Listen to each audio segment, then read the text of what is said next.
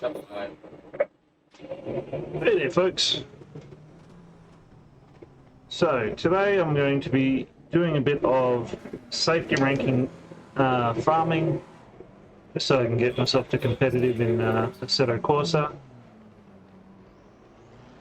Currently sitting at about 52. I need 8 more safety ratings, so a couple of races will probably do it.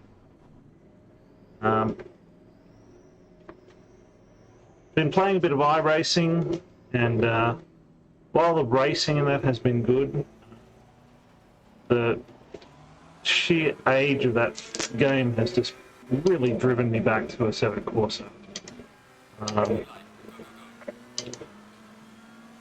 So yeah, if I can get to a competitive point in this, I think I'll probably play more of this than I will iRacing.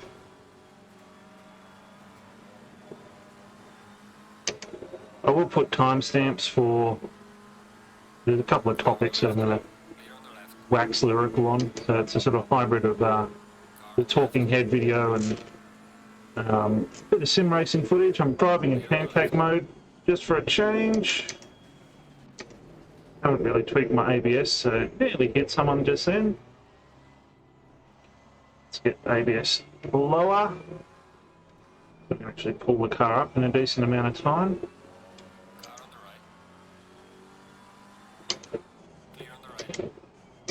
So this is about 90 or 95 level AI. I'm not aiming to win the race. I can pretty much go from 20th to 1st with 80% AI. And it's actually harder to farm safety ranking with that low an AI setting, because they end up doing weird braking maneuvers mid-corner. Parts of the track should be flat out. Like, they still do it at this AI level too, but the overall pace is a little higher, so it's easy to just hang out in the pack. And again, not doing it in VR just because trying to keep a level head, not get too much red mist. VR is very immersive and it makes you want to race, whereas here I'm just trying to build up that safety rating.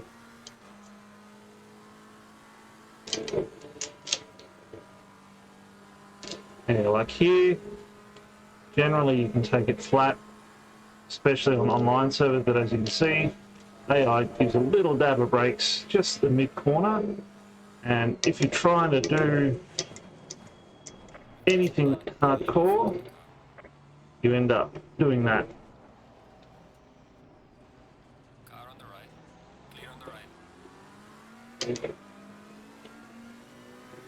I've got my gloves on at the beginning of the race too.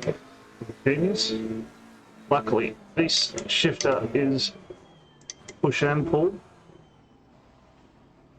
Just running the Thrustmaster old Ferrari shifter, old Ferrari wheel, not the newfangled one.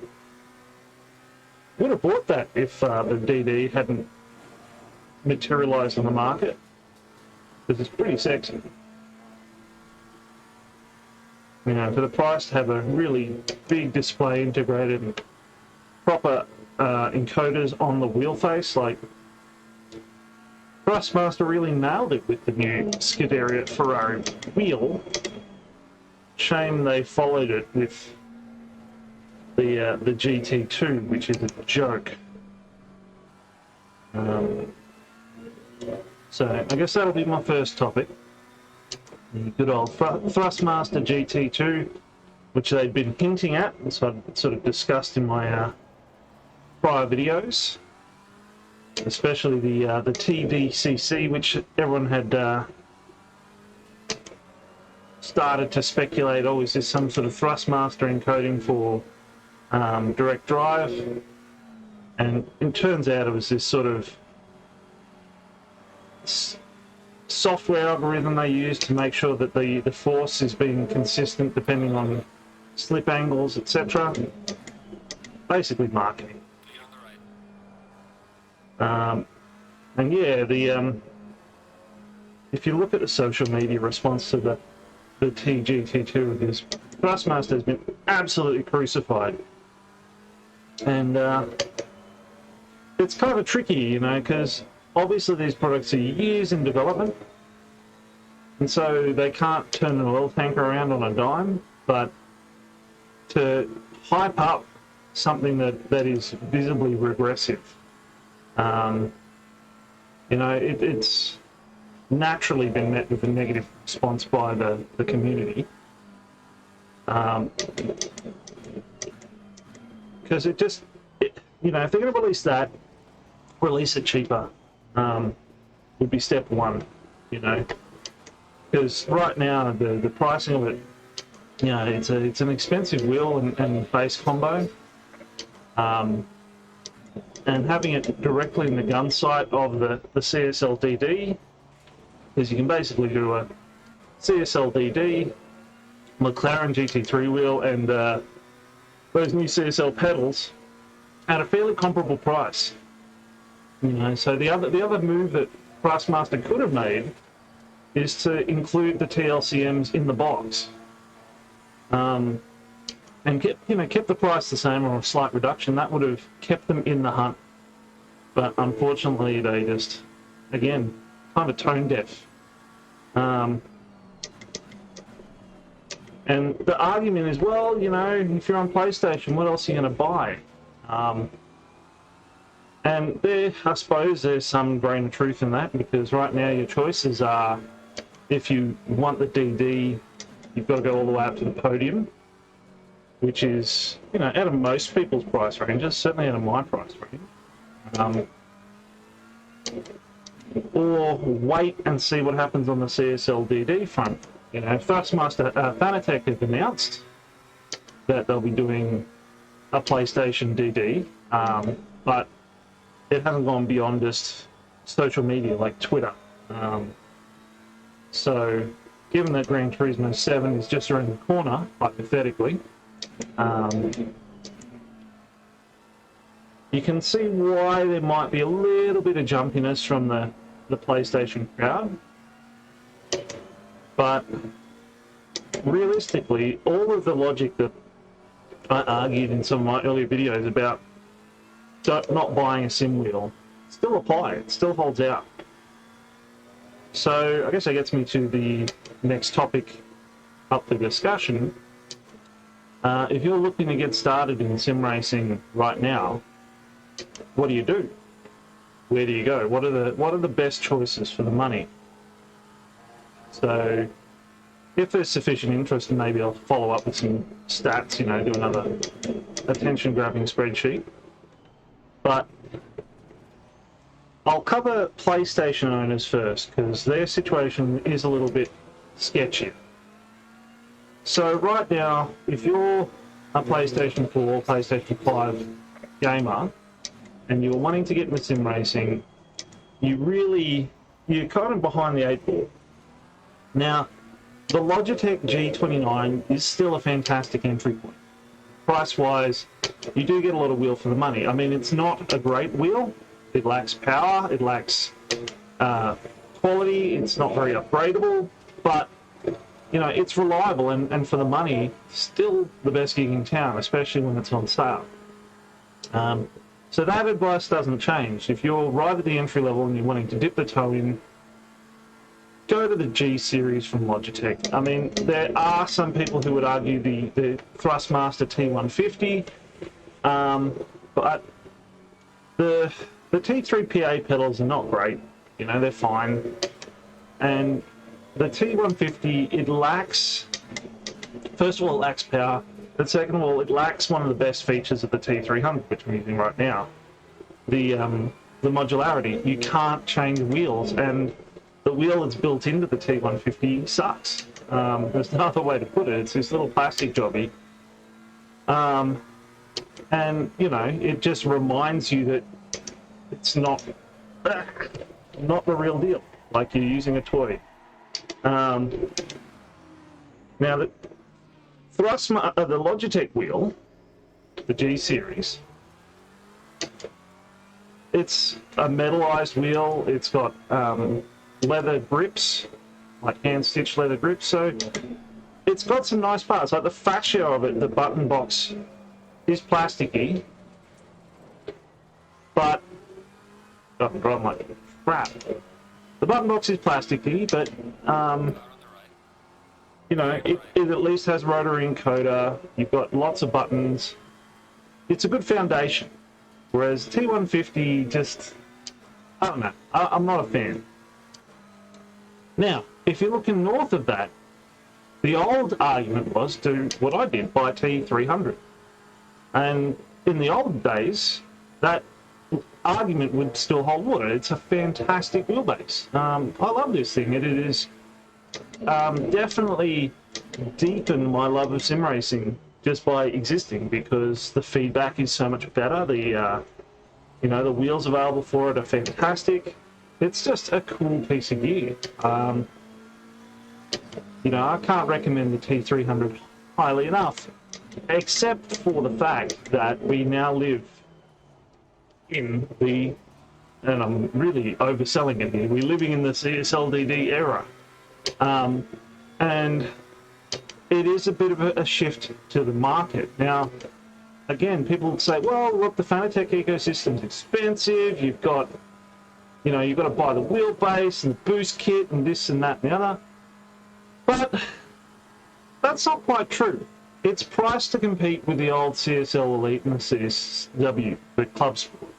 And what that means is that if you buy the basic setup, and so that's the you know, 6 or 5 Newton meter version, the McLaren GT3 wheel or the WRC license wheel, and the CSL pedals, you're still pretty good money-wise. Like, you're not spending a fortune. You're still sitting, you know, you're just under $1,000. And if you compare, like, you spend about $700-800 to buy the T300 versus another $200 to get a DD setup.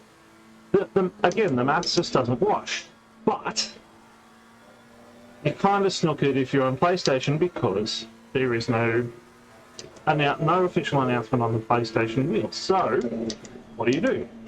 Well, again, you can rush out, buy what's in the market now, and one of the big advantages, I guess, of the CSL DD coming to market is there's probably a whole bunch of used elites and club sports about to hit the market.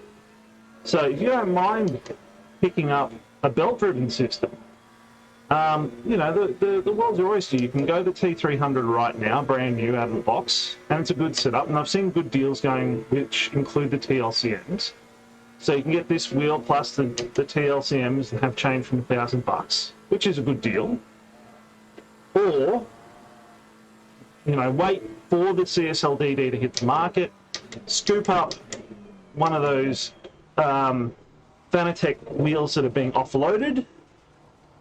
Now the actual wheels themselves probably won't be going cheap, because they're usable across ecosystem, well, not across ecosystems, but across wheelbases. But the bases themselves, the Elite plus the CSW, they're pretty expensive normally, certainly the CSWs, and they'll be going cheap. So that's an opportunity. That being said, I wouldn't be surprised if there is some sort of formal announcement on the PlayStation DD this year, especially to try and stop people from jumping ship just before GT7 comes out, because that'll be the sort of time pressure. And price-wise, it should be comparable, but again, the biggest challenge is the waiting part, and that's the tricky part. You know, if you are racing on a budget, I'd say it's false economy to jump in right now. Like, even buying second-hand, unless you get a super good deal, the DD does look like the start of something. You know, it will open up the market for DD. Being attached to Fanatec, who, you know, they're not a gigantic company, but they're certainly one of the bigger companies in the sim racing world. I think it's opening a door a little bit. So, yeah, I would say be patient. You know, if you absolutely must have a wheel right now,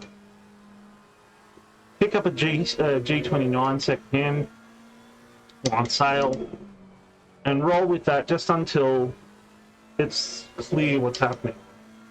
Under no circumstances should you rush out and buy the TGT2.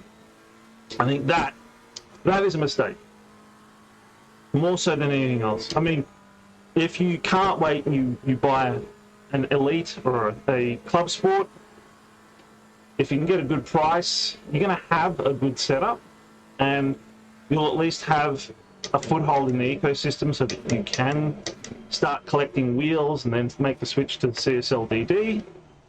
But yeah, I think being in PlayStation, on PlayStation right now, you put in a bit of a limbo space.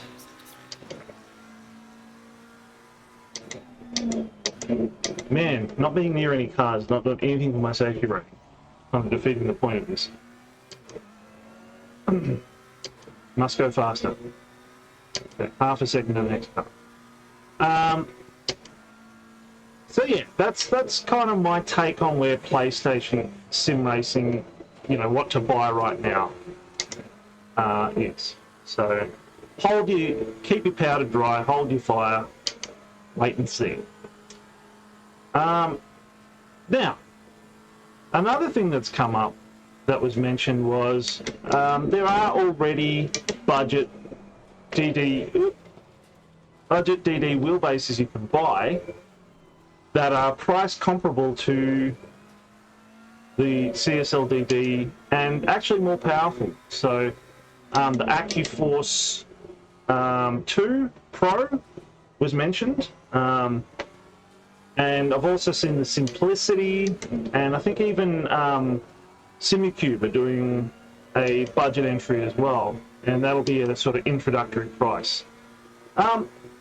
Those are all excellent opportunities.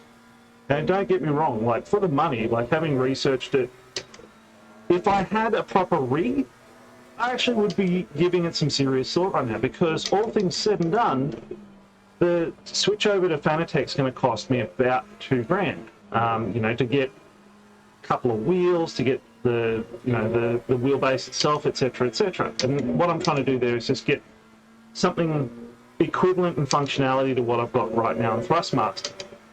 And I'm just desperately hoping I can get a fraction of that back through selling the T300. Although, you know, it might just end up being stuck in the cupboard. But yeah, the price-wise, you know, you're looking at similar sort of money for the AccuForce. The AccuForce is probably the most notable one because it just seems to be the most developed out of the budget ones, and they're all based on the Open Sim Wheel, the OSW stuff, and in particular the Sim Commander 4 software. All that stuff looks really good, and again, if I was on a dedicated rig where I could mount the thing, that extra force would be a very appealing factor. Now, the things that make it less appealing, because, you know, I could always just buy it and turn the force down. The things that make it less appealing in terms of why I'm not making the switch to that and sticking with the money I've already committed. For one thing, going to OSW means that you're using off-the-shelf racing gear. So that means, you know, there are some button boxes that are web-built, or you can build your own. I'm not handy, so that stuff, you know, maybe the incentive to save a bit of cash might push me to do that, but I'm poorer on time than I am on cash. I'm not wealthy. I'm just saying that being able to just throw money at the problem is worth paying a little bit extra for me. So that's factor number one. Factor number two is that proper race gear is actually seriously expensive.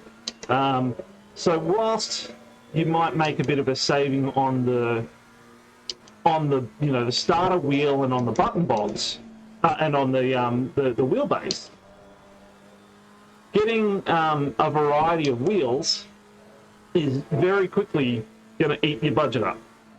Like, people see the Fanatec Porsche Endurance wheel for $1,000, and you know, that gives pause. And I'm one of those people. I see that and I go, holy crap, you know. On the one hand, I can see when you add all the parts together how it gets that price, but on the other hand, I can also say I don't know if I want to spend $1,000 on one wheel. And looking at the AccuForce, that's kind of the proposition from the get out. Like, unless you're happy to roll with that starter wheel for most things, certainly getting something comparable to the Formula wheel, you're looking at serious money, or a lot of DIY. And you know, DIY needs time. Serious money means I need a lot more money. So they're both just difficult. And so all those factors combine to kind of invalidate that as an option for me. But that being said, if you're one of those people who is looking at down the barrel of the CSL DD, and you haven't investigated the entry-level DD stuff, perhaps you should. Like, seriously, the prices are actually really good for the wheelbases. Sim Commander looks intimidating, but also really flexible. And that's another factor that kind of puts me off, is I do want something that's much more plug and play. I don't have hours to tweak every last little force feedback setting. I kind of am relying on the fact that the Fanatec is the mass market choice, so other people can do the hard work for me. But yeah, if you've got the time, the inclination, do have a look, because you might not need to wait for September or November to get your DD. You could have it here in a couple of weeks and be pretty darn pleased with your choice, because the prices are good. You know, I didn't realise that the entry-level DD had come down so far, mainly because I had focused on the mass market plug-and-play stuff, and of course all the YouTubers have the high-end Simucube stuff, and, you know, that stuff is out of the reach of anyone who is just doing this for shits and giggles, who hasn't got, you know, serious money to throw at it. So yeah, don't snooze on that. Do your research, see what people are saying, and you could have a pretty good DD set up right now, not have to wait. And again, that was really tempting for me. I looked at that, and for a minute there I was kind of thinking, ooh, well, there's no penalty for cancelling my Fanatec, so maybe I'll do it. But yeah, couldn't make the other usage case factors work for me, so it just didn't represent the value choice. So yeah, that's the latest bit of thoughts on the steering. Hope someone out there finds some value in that ranting and raving. It was pretty unstructured because I'm concentrating on racing at the same time, but you know, it's the results of my musings on the subject. Now, another little thing while I'm ranting at the camera, the WRC10 demo was something I was planning on trying out and recording a little bit of content about now that I've got some spare time because I'm on holidays. And it was a timed demo. What's the fucking point of that? Like, if you're trying to get some inroads for WRC against the existing market, like, give people access to it. Let people play it.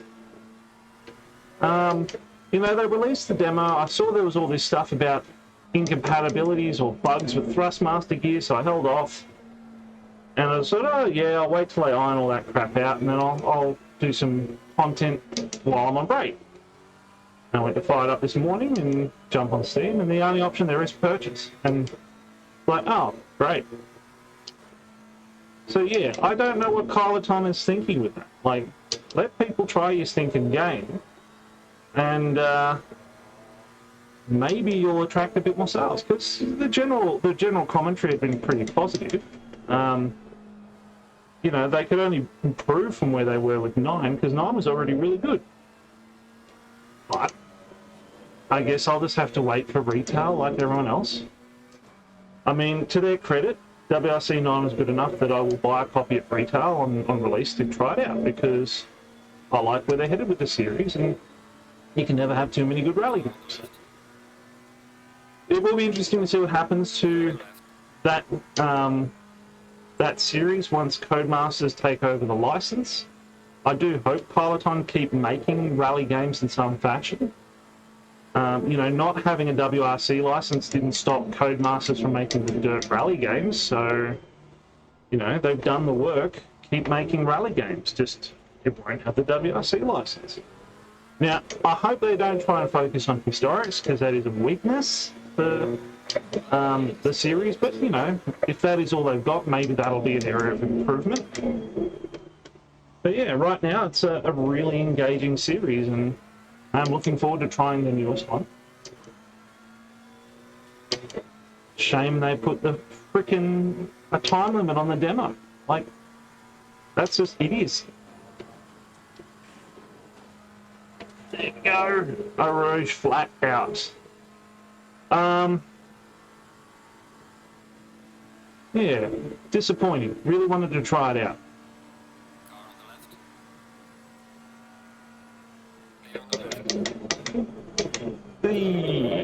Yeah, that's not the right line through there.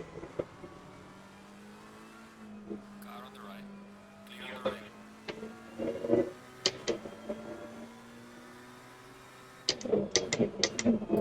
Oh, you bastard. That's my fault, though.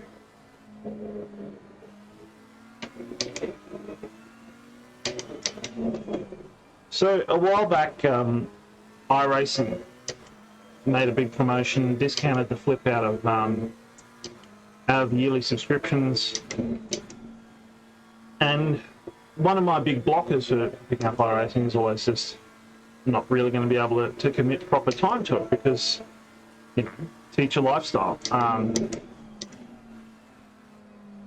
But, you know, the price was right, and I gave it a go, and I've finally gotten myself out of the rookie rankings, and picked up the Ferrari. You know, that's apparently the pretty standard course for people just out of rookie, is to buy the Ferrari 488 and compete in the GT3 series there. And I did a quick time trial and just kind of note down, like, I'll definitely be back in. Like, the racing in iRacing is fantastic, but that game feels old. Like, you feel every bit of age when you play it. The feedback is dead. The physics model is dead. Like, just... Like, I can see why it succeeds, because it does have everyone racing on it. Like, it is the collection. Like, it's the GT of the PC Simracing world. But, you know, it's... You'd think, being the big chief, it would have a better physics model. Like, you'd think they'd... I know getting it to run on literally everything is part of the appeal, but, you know, put a bit of top end on there so that people who have invested in a decent sim rig can get a little bit out of value, because it's just unappealing. Like, that's the big problem with it, is just, you know, Assetto Corsa is one of those games that I hop on for a quick lap and I end up playing for hours, because it is just immersive and gorgeous and engaging. Like, it's an amazing drive. The feedback through the steering wheel, the sound, the graphics, like, it is the complete package. Even the AI racing is fun. Like, they behave convincingly. You get a compelling race out of the AI. But iRacing just, I don't know. No, I can see, for people who the racing, like the competition, getting a rating and all that is the big draw. I can see how that hooks. I can see how it pulls people in. But for me, sim racing is, I love the competition. Don't get me wrong. I love racing. It's an amazing feeling. The strategy, the mind games, the skill. It's you know, it's part of the draw, part of why we like motorsport. But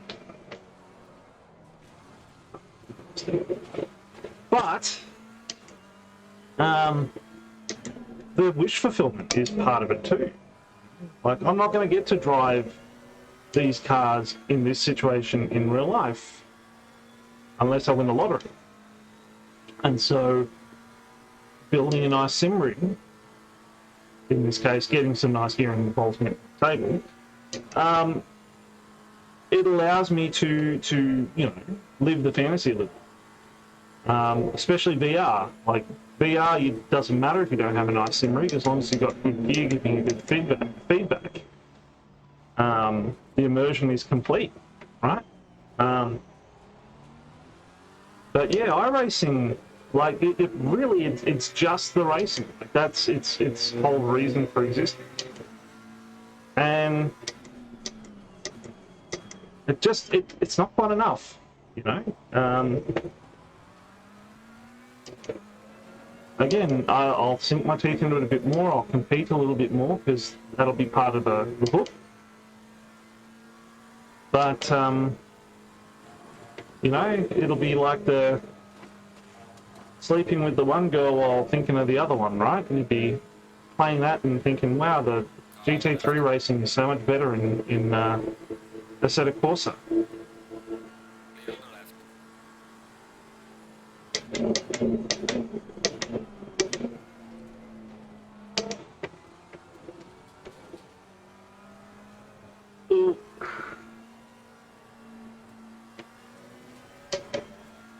So the idea was to try and gain a reasonable amount of safety points in one race, and I don't think that's going to happen with this race. Like, I've managed to gain 2, maybe I'll have 3 by the end of the race, but I'm going to have to turn around and do it again.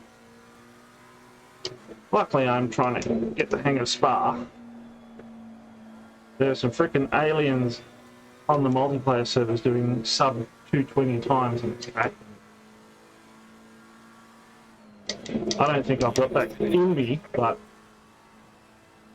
certainly wouldn't mind getting better, holding my own a little bit.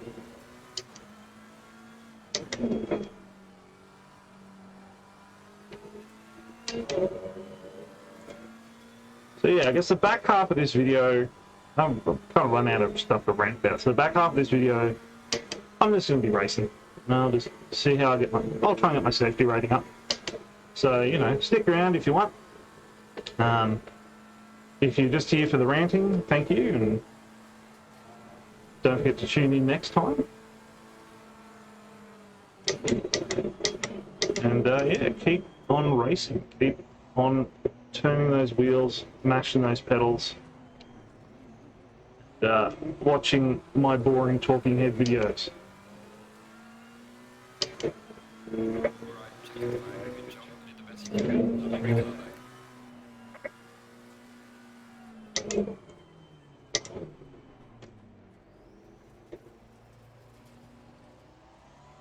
Right, so lost 2 positions there.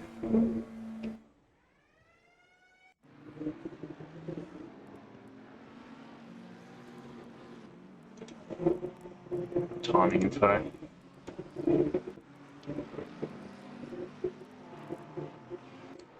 Nothing amazing on those times.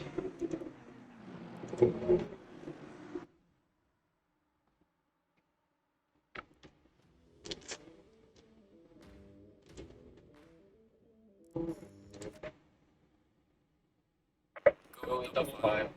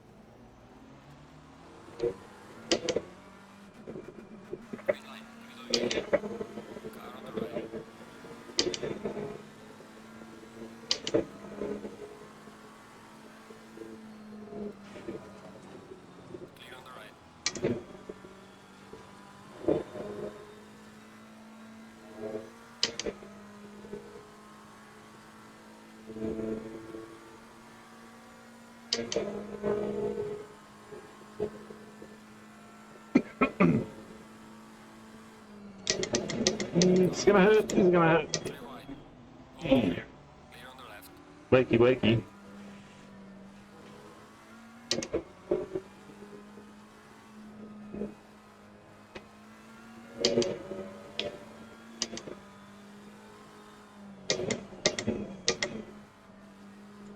To anyone still viewing that was not a deliberate move. I realise that should have cost me dearly.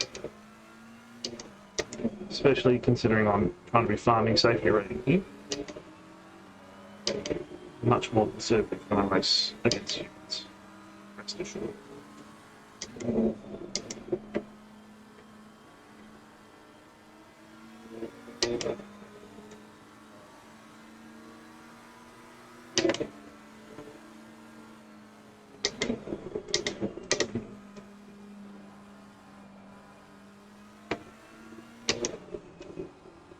Some free advice to any beginning sim racers is when you're racing in a pack like this, do your braking early, and then you can always let off the brake. Roll tighter up in the corner, unless you're planning a move. Again, moves should be planned, not just yeet it down the side, make the other guy panic. That's not good racecraft.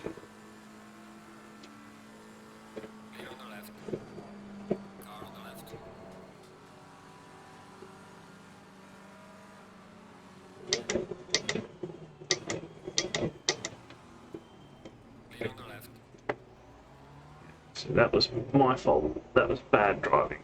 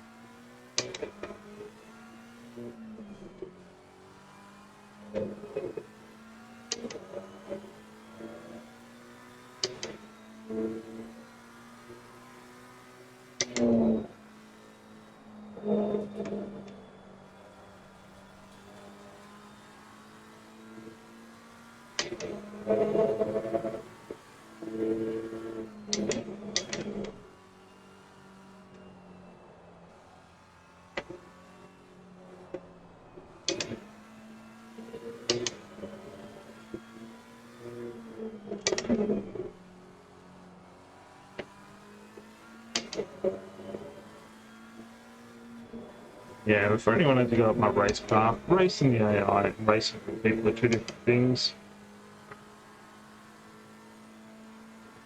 Real people, if you fuck them up, you should do redress.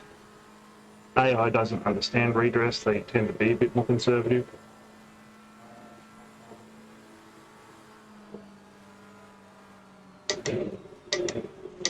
You know, and you don't have to worry that you're ruining the fun of the AI. You can drive a little bit more asshole-ish than you would in real life.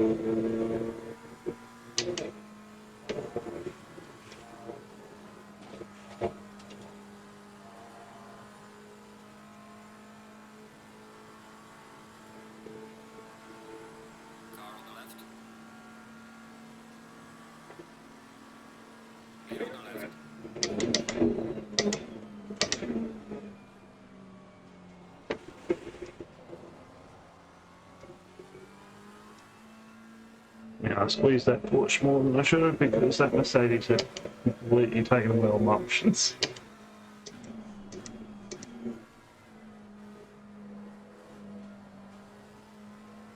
I'm okay with it. Screw that guy.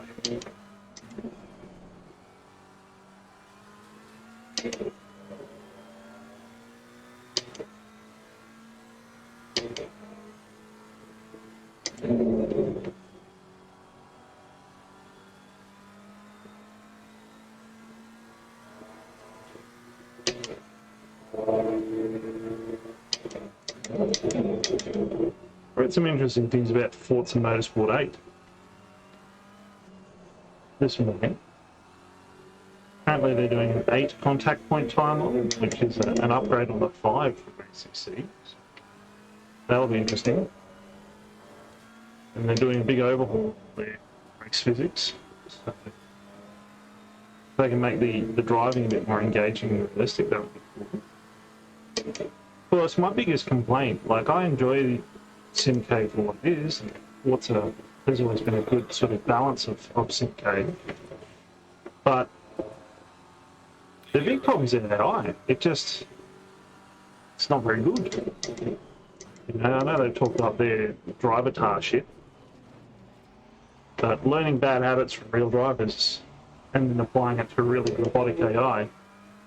You know, if you build a racing game around you having to fight your way from last to first in 3 laps, you require the players to drive really aggressively, and then if the AI models itself on that, you get shithead AI. So, I don't know, I think that's where they can do more work. Make the AI more engaging to drive, because again, you can just turn up the difficulty and they get faster. Faster doesn't necessarily mean it's a better race though.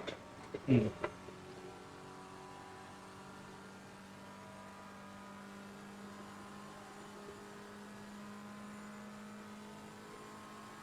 And of course, having a proper safety rating ranking system for multiplayer. You know, I haven't played Forza multiplayer since Xbox 360, but I have seen the copious amounts of footage out there of people just behaving like absolute shitheads in Forza Motorsport. So,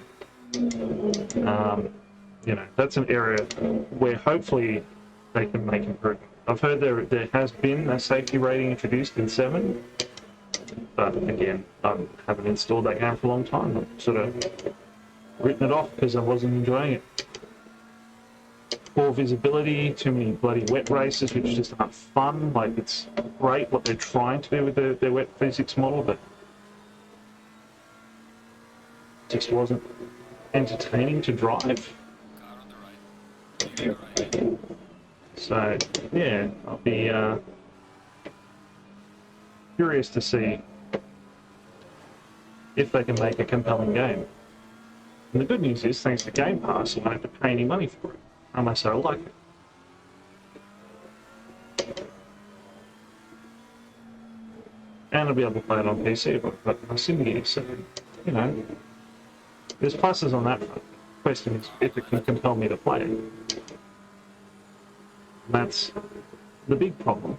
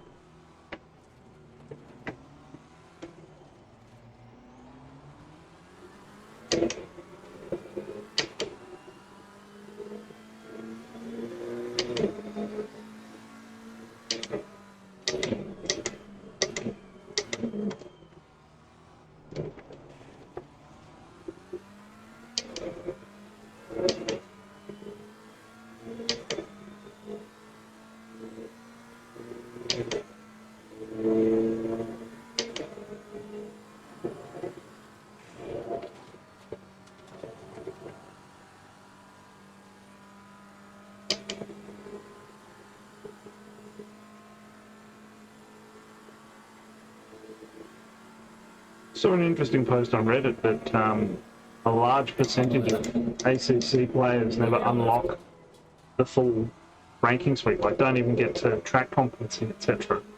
Sorry, not track competency, like car control.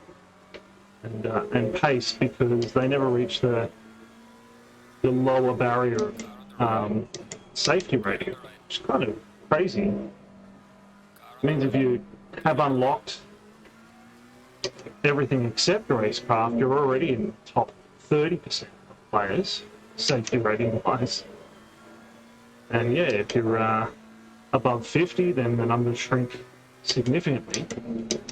So there's a ton of people out there who just aren't really experiencing the full experience of ACC because they just can't be bothered to get good.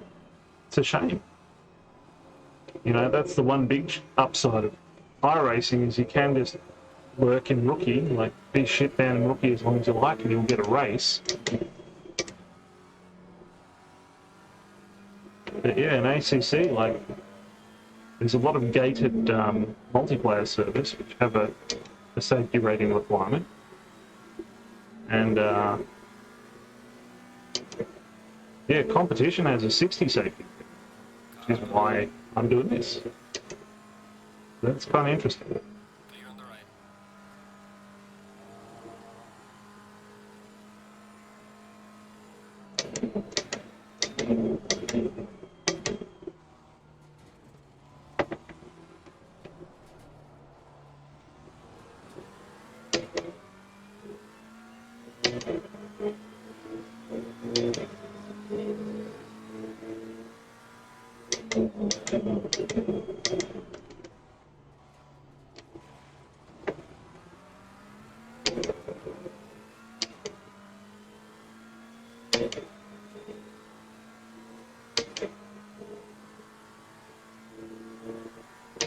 Traffic around, so let's see if we can get that delta.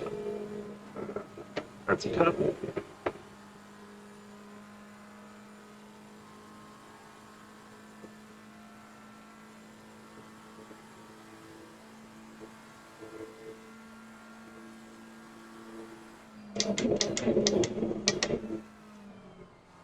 Some people very late breakers on it.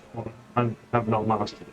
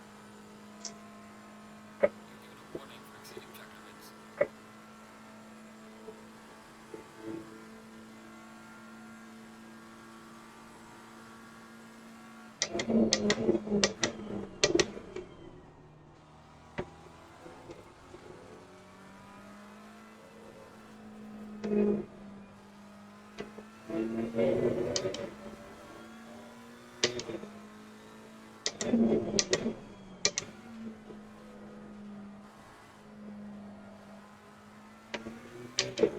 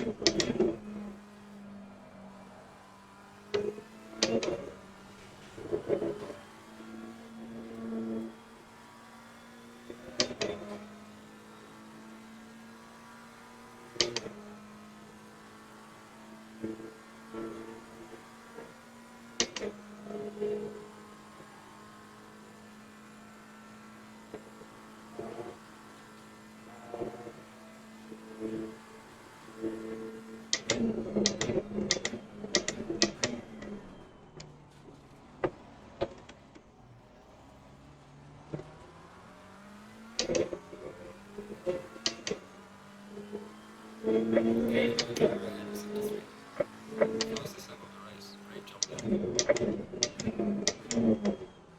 Be right in there for cut it Eau Rouge.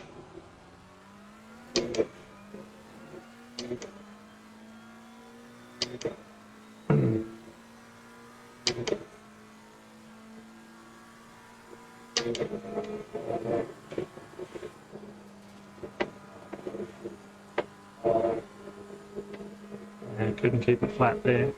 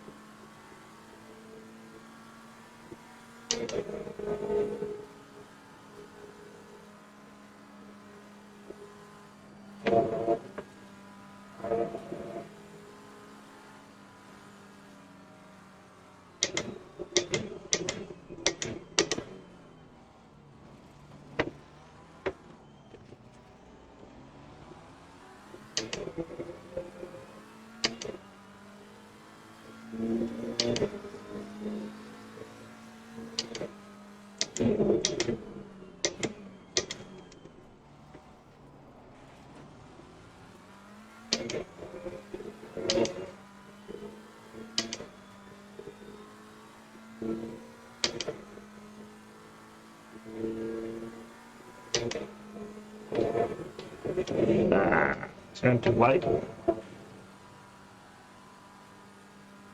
Still came out faster than this car ahead, but a little too far behind to capitalise, I think.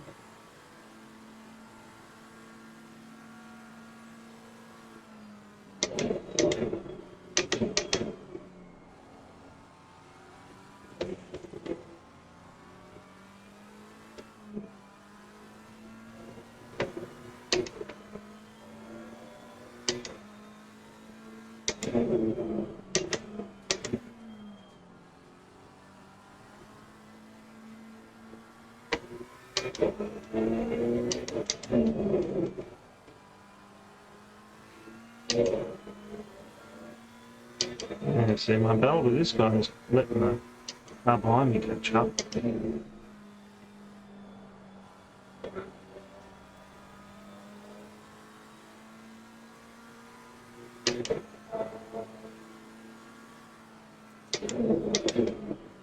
It's not on him enough to get the opportunities.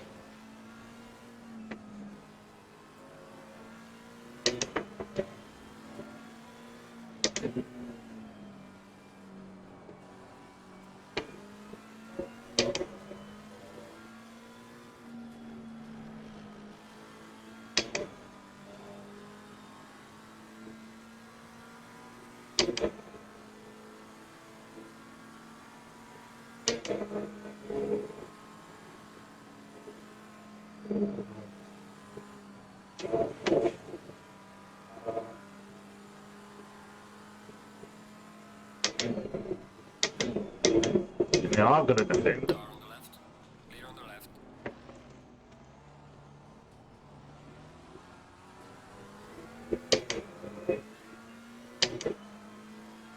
Hold behind the car in front in sector 3.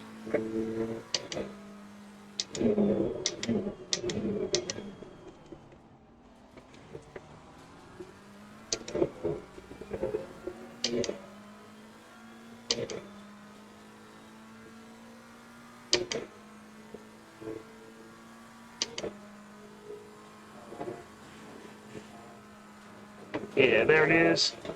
Hooked it up. Car on the right. Clear on the right.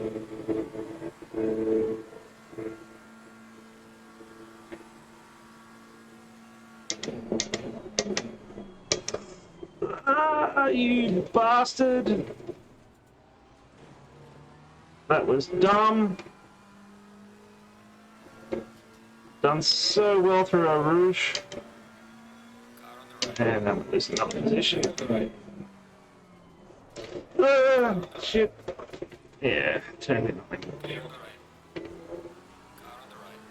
Clear on the right. Alright, back in the groove, come on.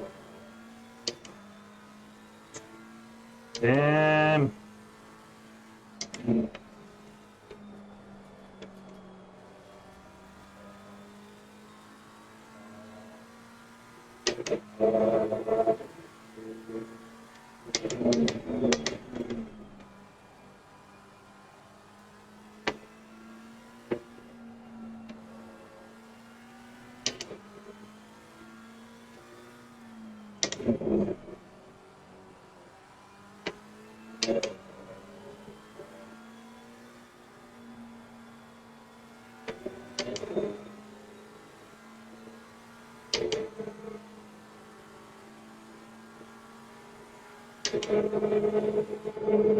Bastard.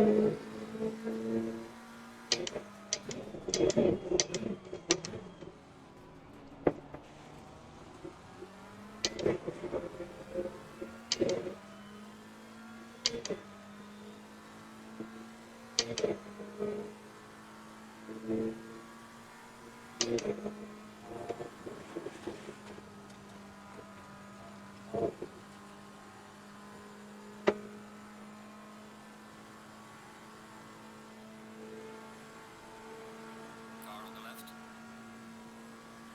Clear on the left.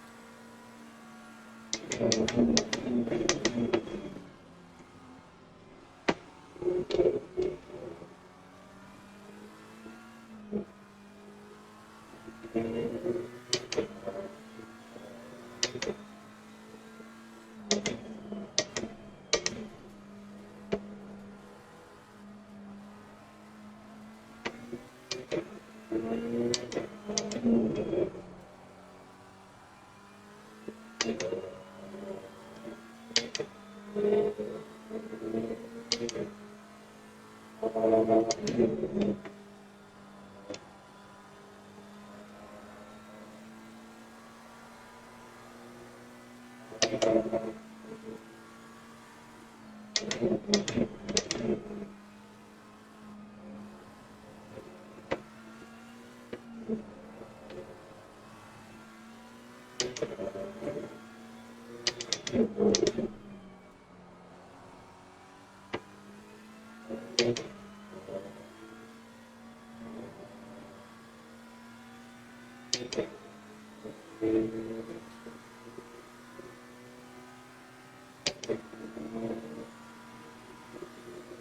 on the right. Yeah, nice try, nice hole.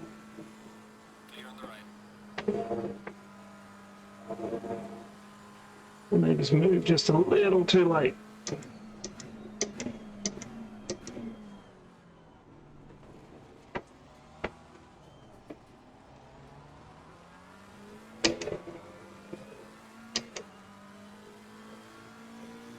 That's how fast is that? Yeah.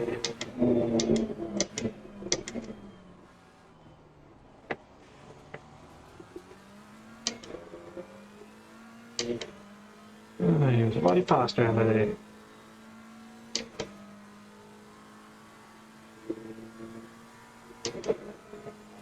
I'll get him on a ridge.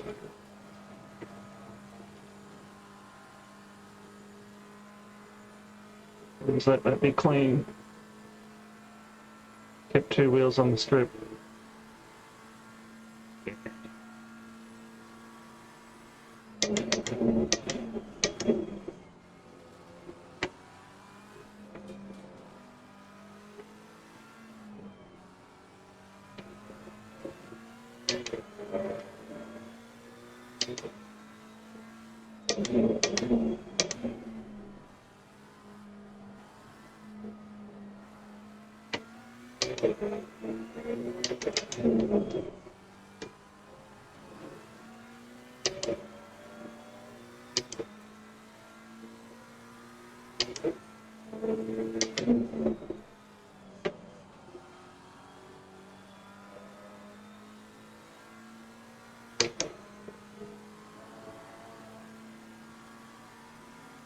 Car left. Clear on the left. Yeah, got him.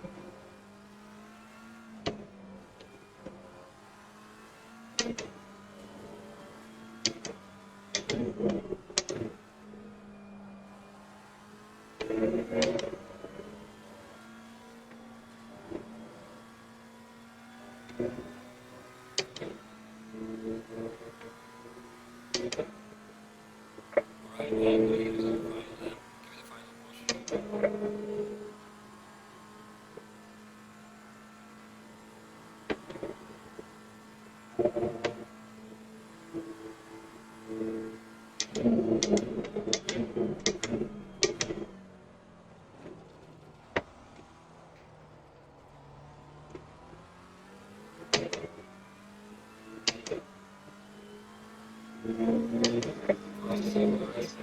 Nearly under 25, I'm okay with that.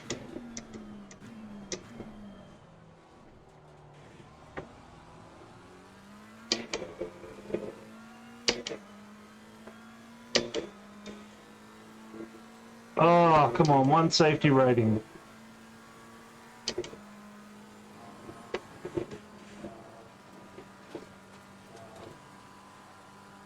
Let me reel in someone enough.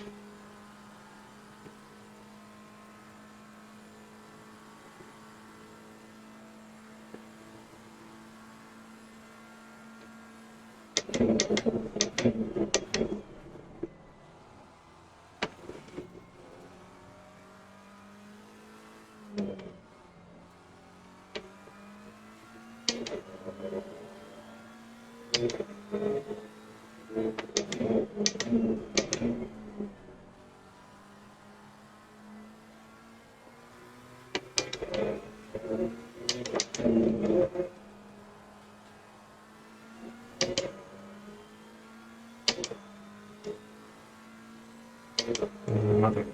I mean, bring it home.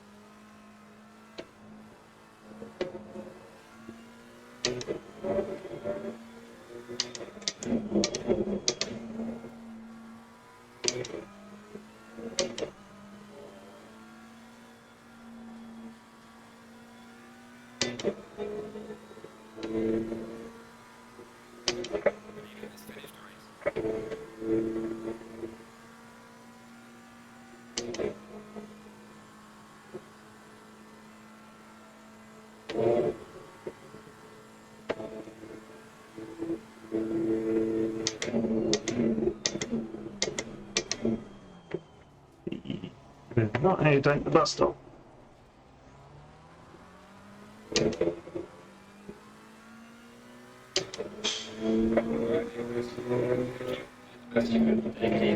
Alright, well, whether or not I've got that 60 safety rating, I'll pick it up in the next bit of driving, so I think I'll end the video here. Next video content will probably be VR for Dirt Rally. I haven't decided yet. We'll see. But yeah, if you stuck around this long, thanks for watching. See you later.